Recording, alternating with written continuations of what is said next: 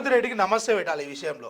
100% చెప్పాలంటే ఎన్టీ రామారావు గారు 2 రూపాయలకు కిలో బియ్యం ఏదైతే తీసుకొచ్చిండో, ఈరోజు తెలంగాణ రాష్ట్రంలో సన్న బియ్యము కాంగ్రెస్ ప్రభుత్వం అంటే కాంగ్రెస్ ప్రభుత్వం ఏర్పడిన తర్వాత సన్న బియ్యానికి సంబంధించినటువంటి కార్యక్రమం ఏదైతే ఇస్తూ ఉన్నారో, ఈ సన్న బియ్యం వల్ల రేషన్ కార్డులు కావచ్చు కొత్తవి, అంటే నిజాలు ఉన్నట్టుగా మంచి చేస్తే మంచి, చెడు అయితే చెడు అనే విషయాలను స్పష్టంగా క్యూన్యూస్ మీ ముందుకు తీసుకొస్తా ఉంది.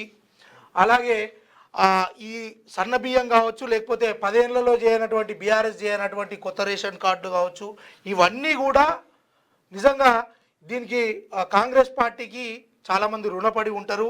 ఎందుకంటే దొడ్డు బియ్యం తినేటువంటి వాళ్ళు ఈరోజు సన్న బియ్యం తోటి ఏదో 6 కిలోలో ఎన్నో కొన్ని మొత్తానికైతే ఫ్రీగా అందుతున్నటువంటి, అది కేంద్ర ప్రభుత్వం నుంచి వచ్చే నిధుల లేకపోతే రాష్ట్ర ప్రభుత్వం కావచ్చు, కానీ మొత్తానికైతే ఈ పేదలకు మాత్రము ఆ సన్న బియ్యం గతంలో మాదిరిగా దొడ్డు బియ్యం వచ్చి అవి అమ్ముకొని కోళ్ళకు పోసుకోనో లేకపోతే ఇంకో దానికో అలాంటి కార్యక్రమాలకు అడ్డుకట్ట అయితే వేసిరు. ఈ విషయంలో సీఎం రేవంత్ రెడ్డిని ఒప్పుకోవాల్సిందే.